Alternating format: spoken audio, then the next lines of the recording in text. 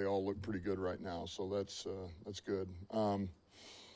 It's been a good week for us just to get back. Really felt like a little bit of a mini bye. Catch your breath for a minute, but we were able to get back and do some of the things we were doing before we got into the stretch we were in.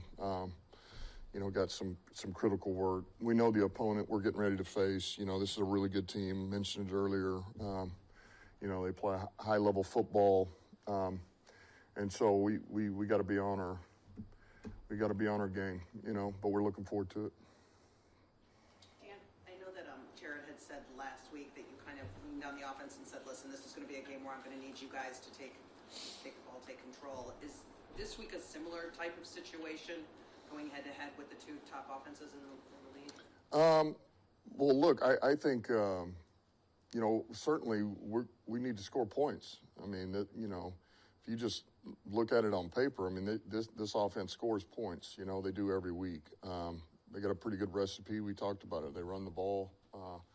They got receivers can make something happen, and certainly this quarterback, man, he's dynamic with the football in his hands. But I would also say, look, our defense, we're gonna put a lot on our defense this week. Our defense and special teams is gonna play a critical factor in this game. So, it's critical, but it's gonna take all three phases here. And I expect our defense to play well.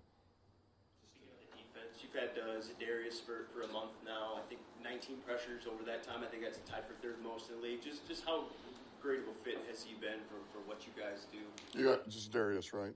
Yes. Yeah, he's been a great fit for us, and I think you saw, last week, even with the injuries we had, we took some reps off of him in some areas to where we could really use him at his best, really showcase a few of those reps, the third down reps, second long. He still played base downs, but man, in his production was really well, so really good. So we're trying to be smart with him and maximize the reps we get out of him. But he's been really good for us. He fits the rooms, fits the guys. Our players have embraced him, and yeah, he there again, it's like I mentioned this before. It's like offense.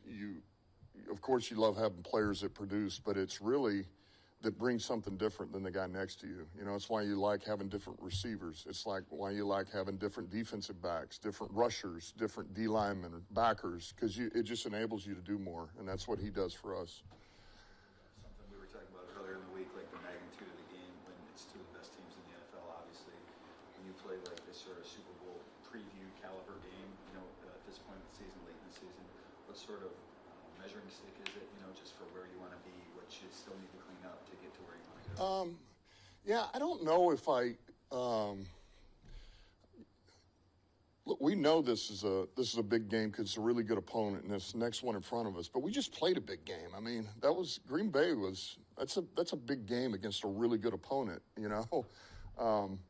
So, like, to me, this is just the next one. It's the next big game. It's not, this is going to be bigger than the one we just played. I mean, and that's how I view it, and I think our players view it that way. It's a very good opponent, but I mean, we keep playing big games. So,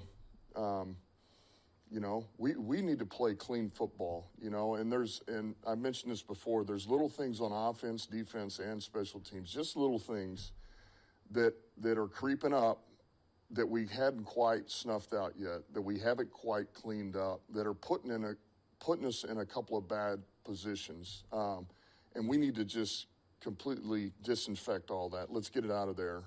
That's what I'm really looking for. Man, how clean of a game can we play? And that'll serve us well.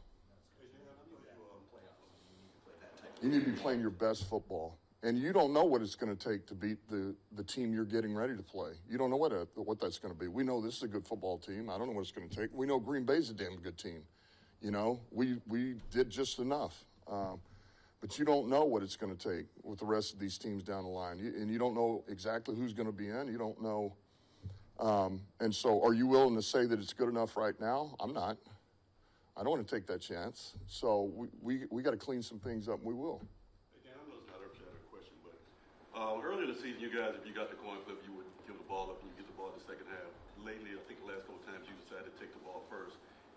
What's the thought process behind that? Is it the other team's play, like an offensive team, you want to get the ball first and go? Or how do you decide that? I would tell you it changes every week.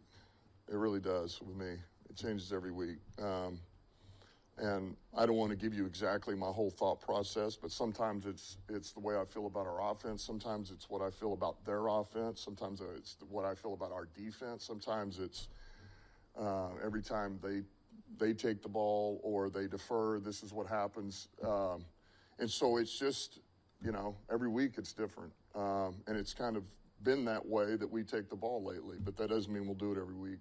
You know right now what you would do if... I have a good idea, yep. No, I'm done.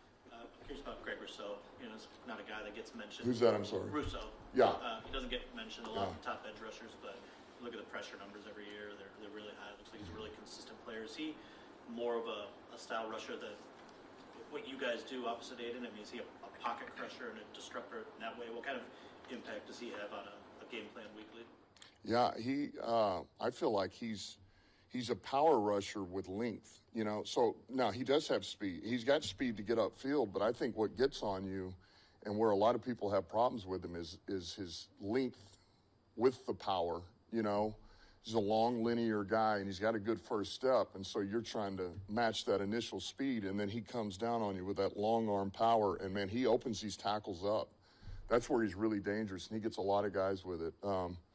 And so it is a little something different, but it's not so much different than a lot of things that, somebody like Hutch does, those kind of power rushers, they can crush it down. Now Hutch has got to spin and stuff too, but this guy is really good at what he does, and he does every week. You see him get guys, and he's a pressure player, man. And it's somebody you can't let him get started, and you certainly can't let him beat you with a first step upfield.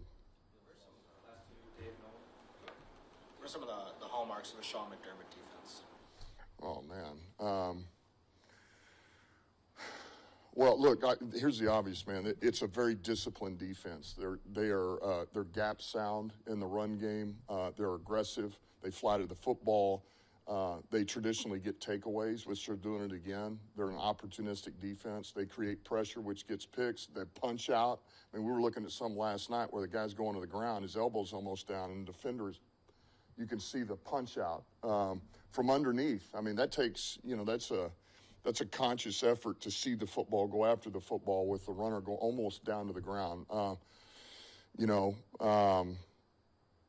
Meant fast, explosive.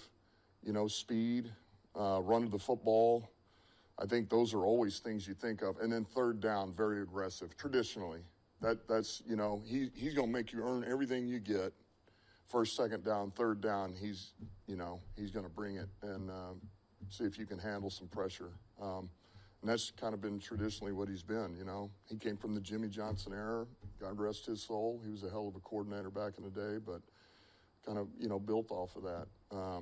But it's been damn good wherever he's been. His defenses are always top defenses. Dave lost a day of practice yesterday. How much of an advantage is that? How much, what does that matter, I guess, to a team at this stage in its career? Say that again? Bills lost a day of practice because of the snow. I don't put anything into that. I mean, I think one day in COVID, I don't even know if we practiced at New Orleans one week and we went out and put up 30. I don't know what that was, but I'm like, no, I put nothing into that. That team will be ready. I mean, so all good. And guess what? If we couldn't practice, we'd be ready. We'll find a way. So they're going to be good. They'll be ready. They'll trim the plan to where they can play fast and allow their guys to do what they need to, or use what they did last week, or they'll be fine. So we know we're going to get their best shot. We'll have a team that's ready to go. Nowoski to clear protocol, or did it happen? I don't know. No, I don't see Nowoski playing this week. And that crept up on us. That was something that he didn't feel good, and so that he's in protocol and he'll be good.